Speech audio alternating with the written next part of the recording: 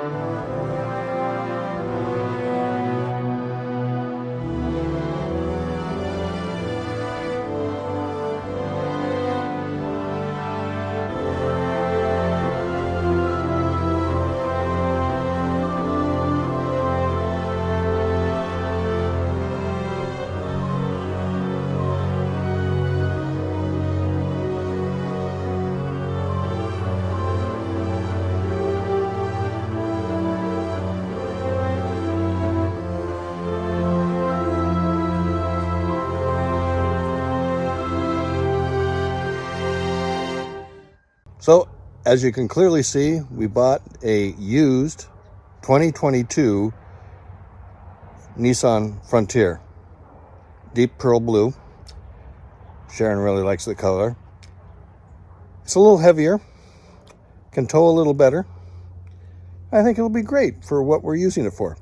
But I need to make some modifications. It has no brake controller, so I have to install the brake controller from our last truck. We're just moving it over. And since it's a crew cab, the bed cover didn't fit from the old one, so we had to buy a new bed cover, and we're going to be putting that on. And we moved the bed extender over, so we're going to be adding those things on. Come and join us.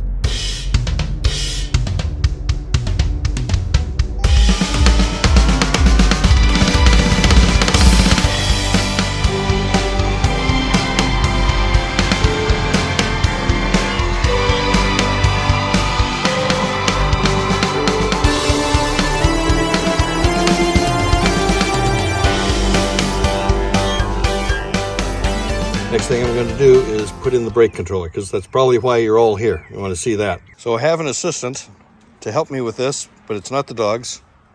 It's Cameron. Hello. So there's a couple of steps to this.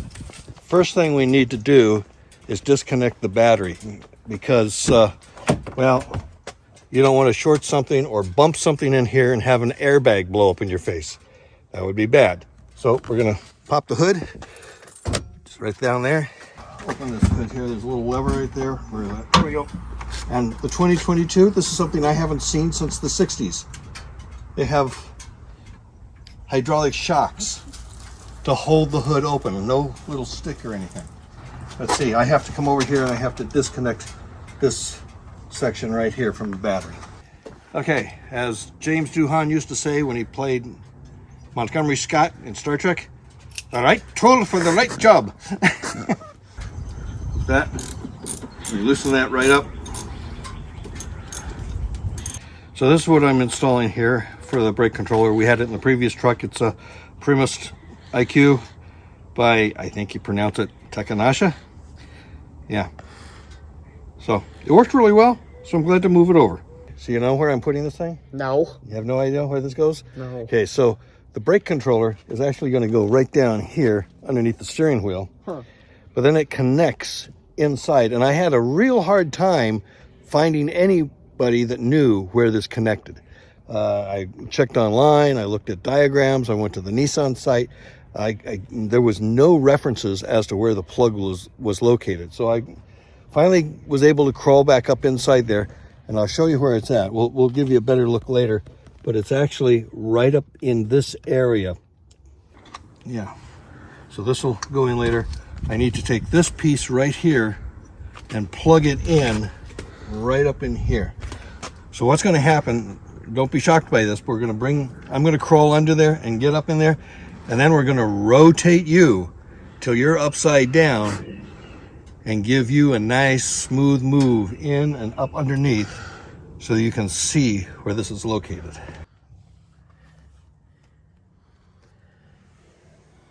Yeah, and here we come right in underneath. If I can avoid that pedal. Yeah, if you can see it. My headlamp is not helping the issue, but it's right up here. This is the piece I need right here where the brake controller is going to go.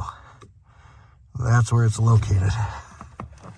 So I'm going to plug that in, but I'm going to take you guys out so I can get that done. Yep, here we go. You're coming out. And there you can see it's connected.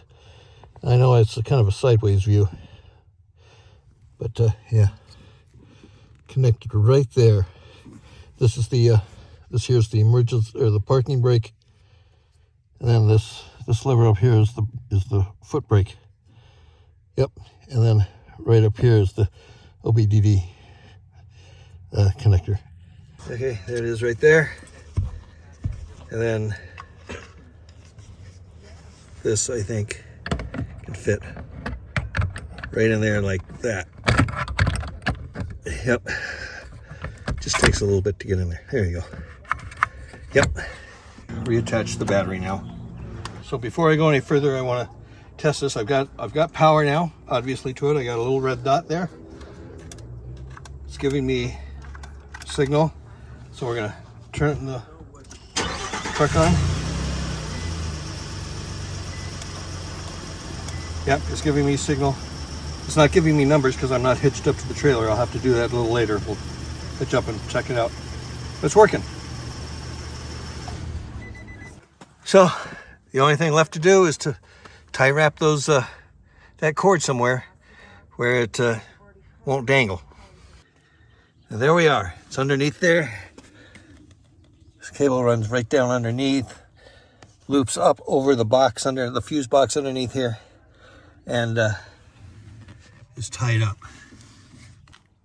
So this has got a really nice tailgate. It's like a very slow weighted counterweighted drop system, which works really nice, helps with my arthritis.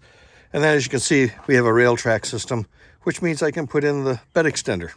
So these are very specific to the side, right and left. They just have these wheels on the back, and they just kind of sit up in here like this. Of course, that has to line up like that. Loosen it up, and it just slides right on up here to get to that point, and you just tighten that down. Very, very, very simple, very easy. Okay, so by the time we got around to putting the cover on, it was getting dark, it was starting to rain, so we just hurried up and did the process. A couple of things I do want to show you though. Remember, I put in the holders for the bed extension, right? Well, I had to take those off again because, as you can see here, the brackets for the top need to sit on this side of the bed extender. Yeah, works nicely. We got these handles here for securing it down. And I will say the brackets back up in here, they had to stick just a millimeter beyond the track in order for it to line up with the handle. But other than that, there's plenty of videos out there about how these tonneau covers go onto the trucks. I'm not going to duplicate that. Well, that's going to do it for today. There's Leia. She's come to visit me. If you liked what we did, push the like button. We would really appreciate that. And if you would consider subscribing to our channel. We're hungry. We're going to go for dinner. That'll be another video though. So thanks for watching. Until next time, we will see you on the streets.